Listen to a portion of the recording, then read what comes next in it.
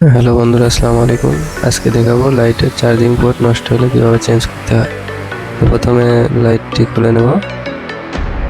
তো দেখেন এই সার্কিটটা আগে খুলে নিতে হবে। সার্কিটের সাথেই চার্জিং পোর্টটা লাগানো ছিল, যেটা ভেঙে গেছে।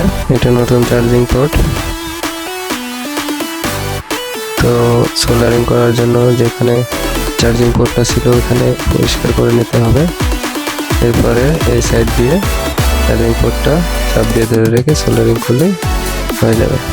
ভিডিওটি ভালো লাগলে অবশ্যই একটা লাইক দিবেন।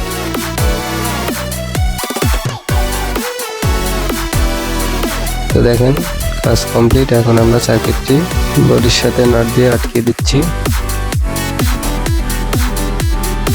তো কাজ সম্পূর্ণ হয়ে গেছে। এখন পিছনে নাটগুলো আটকে দেব।